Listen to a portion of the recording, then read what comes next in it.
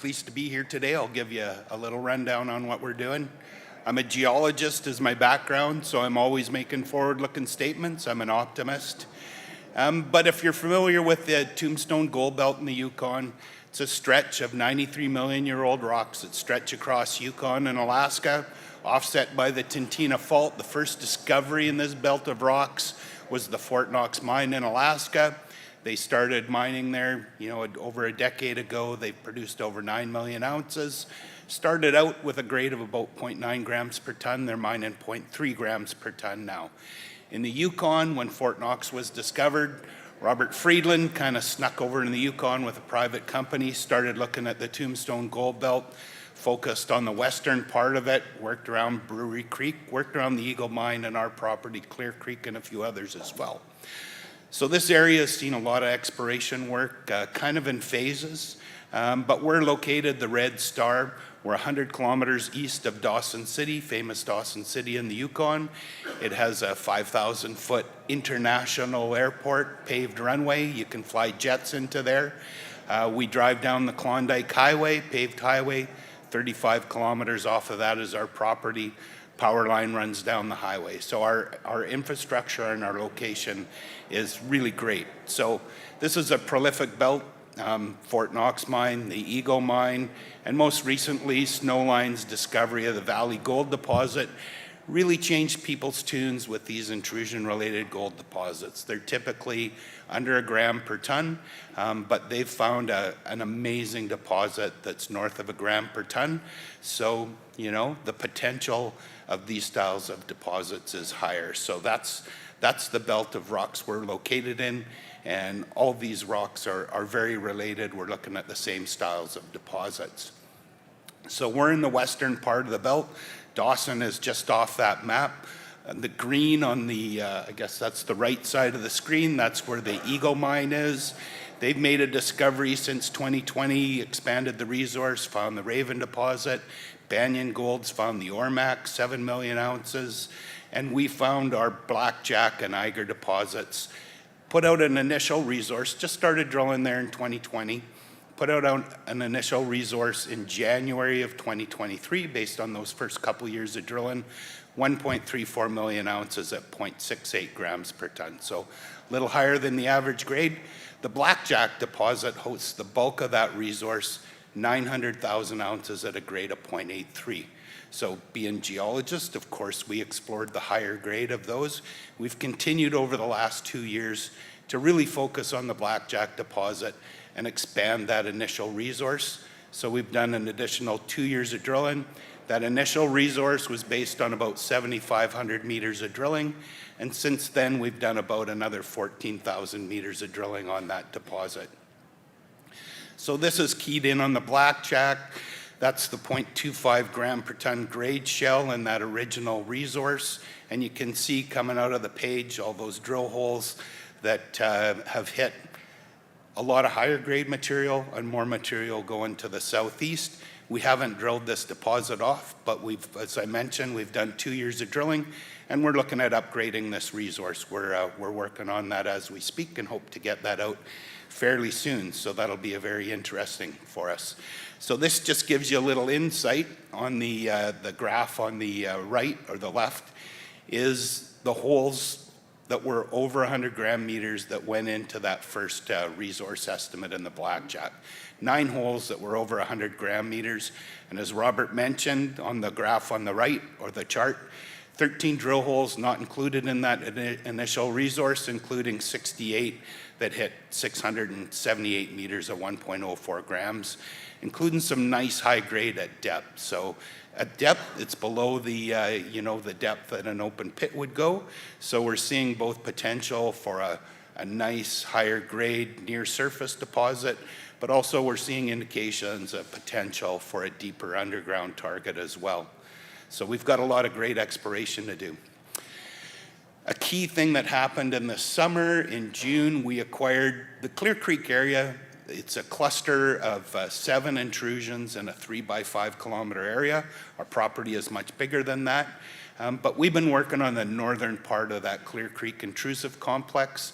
This summer, we acquired claims from Victoria Gold that cover the southern half of the Clear Creek Intrusive Complex. That came with some known target areas.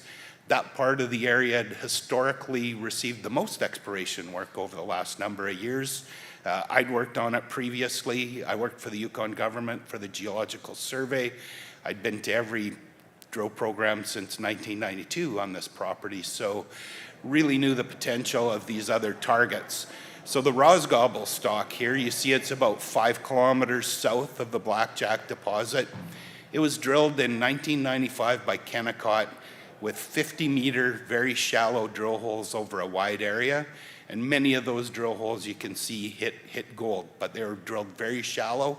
But what that did is really outlined a very large 1.5 by 1 kilometer belt within that intrusion that we feel is strongly mineralized. We went back in, we drilled 2 diamond drill holes this year. Both of those holes hit plus 100 gram meter intersections. The first hole hit 119 meters of 1.05 grams per ton, and within that's a 40-meter intersection of better than 2 grams. Second hole hit mineralization all the way down to 300 meters depth. So we've proven that this mineralization remains strong and goes deeper down in here. So the Rosgobble is a very attractive target for us as well. We've budgeted 10,000 meters of drilling for this next year. You know, keep in mind the initial resource at Blackjack was based on 7,500 meters. So our goal here is to come up with an initial resource on the Rosgobble after this year's work. Pukelman stock, it's about midway between Rosgobble and the Blackjack. Again, there it's kind of hard to see, but we drilled along the existing road 2 holes into the intrusion. The intrusion had been drilled, again, 2 shallow holes by Noranda in 1992. Never any work on that since. There's some drilling to the south in the metasediments by Golden Predator back in the day in 2011. They hit mineralization in the metasediments, but nobody's drilled in the intrusion. We wanted to test that.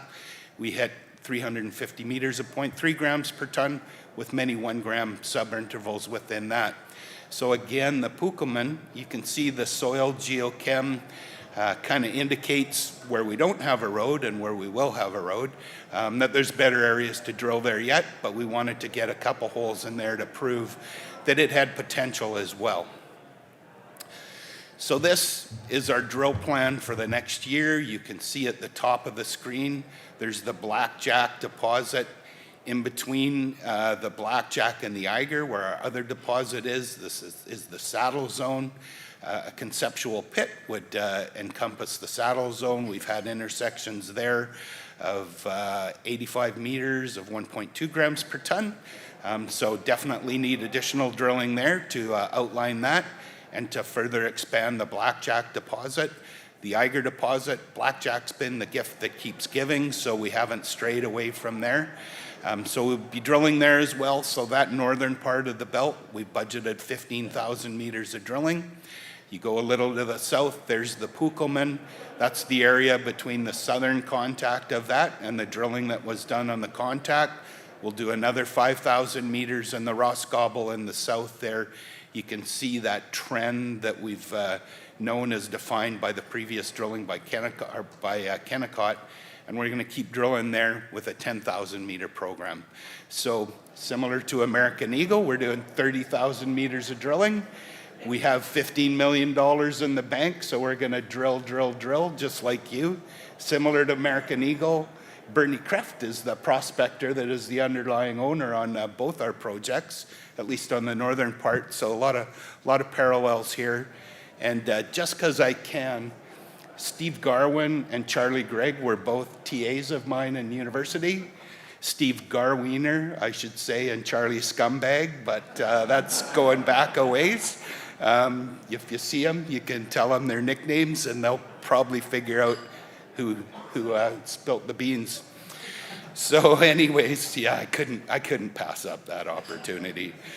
So, Sitka Gold, you know, this belt of tombstone intrusions, especially with the success that we're seeing at Snowline and the potential of these, we are focused on discovery. We've made 2 discoveries to date.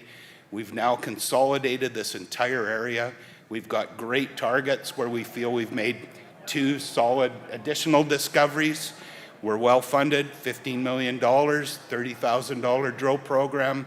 We've got a large property with a pipeline of other projects. All the intrusions on our property have known gold mineralization, so it's just our job to define the deposits on them. So that's what we're doing. Share price has been flat for a long time, but we appreciate it during the year, especially with that hole 68. Catalyst, of course, is that resource that we're going to be updating. You know, we're financed. We've completed acquisition of the entire area, got 30,000 meters of drilling.